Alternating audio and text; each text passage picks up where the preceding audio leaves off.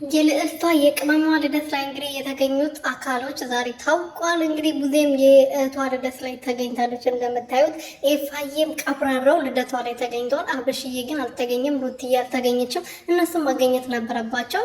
ግን ያው ምንም ማድረግ አይቻልም። አብርሽ እንኳን ተወለድሽልኝ እንኳን አላላትም። ያው እንደታመመ እንትን ሊያሳውቅ ፈልገው ነው። ገባቸው አይደለ?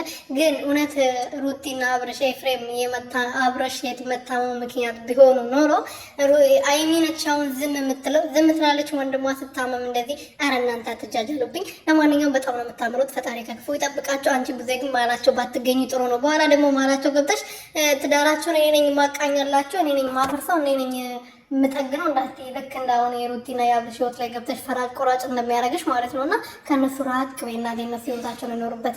ብሩኬ አይሰማሽም፣ ለነገሩ አይሰማሽም።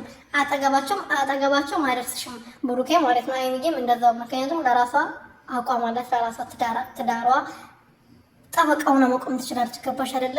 አታስጠጋሽም። ለመጠጋት ነው መሰለኝ ጠጋ የምትይው። እቺ ጠጋ ቃለ ማሳብ ነው የሚባለው አባባል አለ። ሰላም ቤተሰቦች እንዴት ናችሁልኝ? እኔ በጣም ደህና ነኝ፣ እግዚአብሔር ይመስገን። በያላችሁበት ሰላማችሁ ብዝት ትርፍርፍ ይበልልኝ። ለዚህ ቻናል እንደዚህ ቤት አዲስ የሆናችሁ ሰብስክራይብ፣ ሼር፣ ላይክ እያደረጋችሁ ቤተሰብ ሆኑልን። እንግዲህ ዛሬ የሚገርም ቪዲዮ ነው የምናየው ማታ ቡሩክዬ ቤት ማለት ነው። ምክንያቱም ኤፋዬ ተገኝተዋል። ቡዜ የምትባለው ተገኝታለች። ትላንትና መጣ ጤጤ እያለች ነበር። በማን ቤት ነበር የመጣቸው እና የሀይሚዬ ልደት ላይ በመገኘታቸው ደስ ብሎኛል። አብርሽዬም ብትገኝ ሩትዬም ብትገኝ ሙሉ ይሆን ነበረ።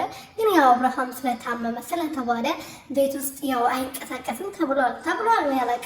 ግን አልተገኘም። ያው መገኘት ነበረበት። እስቲ ቪዲዮ ላይ ደግሞ ሰርፕራይዝ ያደርጉ ይችላሉ። ማታ እዛ ቪዲዮ ላይ ኖሮ ማለት ነው። ቪዲዮ ይለቀቃል ዛሬ መቼም ኤፋዬ ያለበት ቪዲዮ ማለት ነው። የኔ ቀብራራ እንዴት አባቱ ነው የሚያምረው! እውነተኛ የሩትዬ ማነው የሀይሚዬ ወንድም ኤፋ ይመጭት ማለት ነውና በጣም ጠንካራ ልጅ ነክ